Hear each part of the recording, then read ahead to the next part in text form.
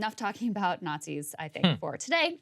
Let's talk about the moves made by the DNC and the Biden team to make it easier for him to win the nomination, potentially set things up for Kamala Harris, although I continue to be a little bit skeptical of that one. Let's go ahead and put this New York Times tear sheet up on the screen.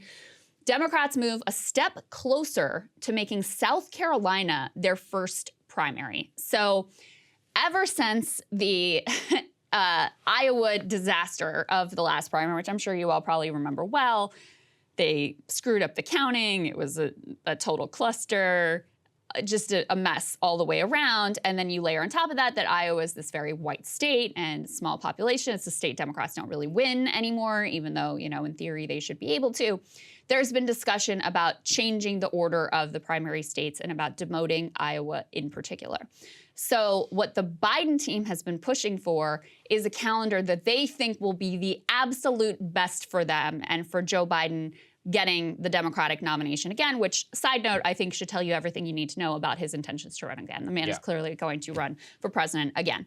So where it looks like things are landing after a day-long gathering of the DNC's Rules and Bylaws Committee is that South Carolina will replace Iowa as the very first voting location. That would happen on February 3rd.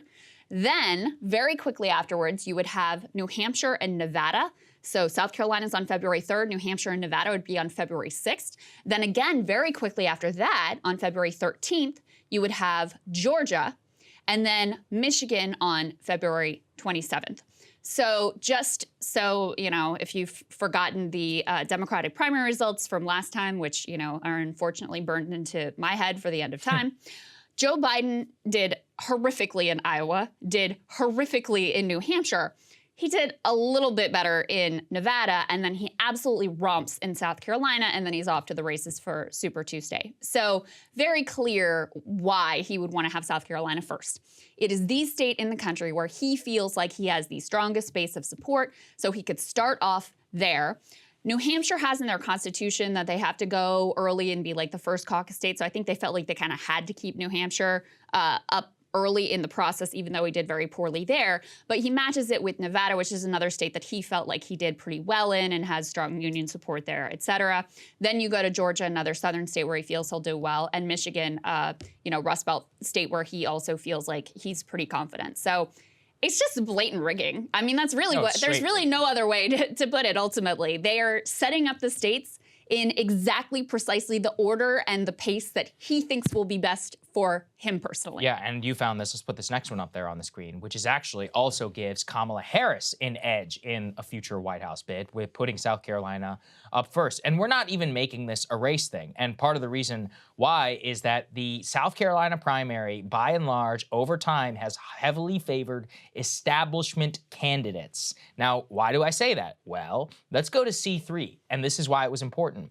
Barack Obama actually trailed Hillary Clinton in South Carolina until he won the Iowa caucuses, meaning that a lot of voters there felt that they could not back Obama until he legitimized himself in another context. If the South Carolina primary had gone first in 2008, Hillary Clinton would clearly have been the nominee in 2008. It is blatant and always has much more of an establishment lean in the beginning, although they have changed their mind after results in Iowa and New Hampshire, as we also saw in the 2020 primary for the Democrats.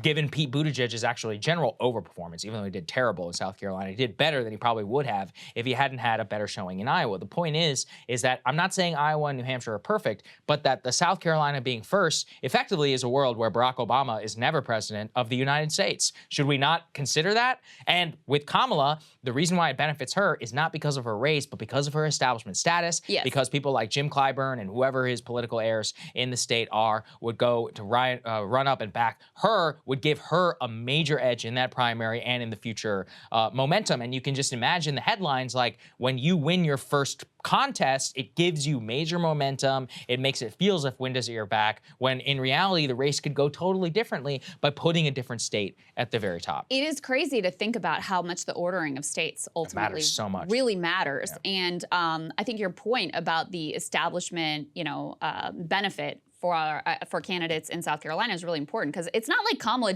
was doing well in South Carolina before she dropped out of this race last time. I went back and looked at the Real Clear Politics averages of the polls in the different states. The highest she ever notched in South Carolina was 8 points. But again, that's because she wasn't like Joe Biden was there. He was the establishment candidate. He had been Barack Obama's bestie and vice president and all of that. So he was just unshakable in terms of the South Carolina electorate. Jim Clyburn obviously had a lot of sway and a lot of pull in the state. So when he decides, all right, I'm with Joe, all the chips sort of, all the pieces sort of fall into place there. And, I mean, there's a few other things to say. I mean, number one, not good for Pete Buttigieg, who's clearly been sort of positioning himself and trying to angle himself into his next White House bid, starting with South Carolina. Pete famously could not get any significant percentage of any minority vote. And so starting with South Carolina and Nevada is, kind of a disaster for him. The other thing that you can say about it is it's not just the order of the states that matter, it's also the pace. So one of the things about Iowa that has been, I mean, this is like bedrock political tradition, whether you like it or not, like this has been the way we've done politics, is it's a relatively small state. It's a pretty rural state. Candidates would make a show of going to all the different counties, showing up at all the different like Democratic Party meet and greets and functions and what used to be called Jefferson Jackson dinners. I don't remember what they call them now. And you could be a candidate that didn't have a lot of money and didn't, have a gigantic national profile to start with, and you could gain some ground just shoe leather, with your shoe leather, like getting around the state and showing up at all the things and talking to the voters and like building a thing for yourself. And so when you have 4 states here going really quickly in succession within basically a week, if you're a candidate that doesn't have a lot of money in the bank, it makes it very difficult for you ultimately to compete. So you're not going to have time to prove yourself in Iowa, build a war chest, and go on to the other states.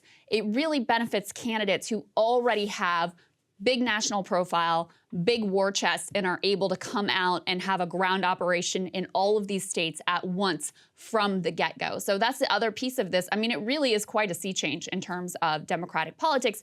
This isn't set in stone. There may be some changes still, but it looks like this is the direction they're going in, and it is a quite extraordinary change from the past. Well, it's a genius ploy. You'd be like, what, you're against black voters? It's like, no, that's not what anybody's saying. What somebody's saying is that clearly it has an establishment bias, always has in the future, and that if you want upstart candidates to have a chance, having a smaller state, maybe it doesn't have to necessarily be Iowa. It could be Nevada. Nevada's not that big. Really, it's just it's a lot of campaigning in Las Vegas and then in Reno. So it's like actually could give you more of a benefit. Also, it's got Hispanic voters, a swing demographic right now, heavy union presence. I could make just as good of an argument for the Democrats to hold it there than in South Carolina, but there's a reason why they want South Carolina to go first. I see it as nothing but a rigging for Joe Biden and for Kamala, and really establishment from here on out, and you're not going to hear any dissent in the media on this going forward. Yes, very, very true. Hey guys, ready or not, 2024 is fully upon us now, and Saagar and I have been brainstorming ways that we can really up our game for this critical election. Yeah, we rely on our premium subs to expand our coverage, to add staff, to upgrade the studio. We just want to give you the best independent coverage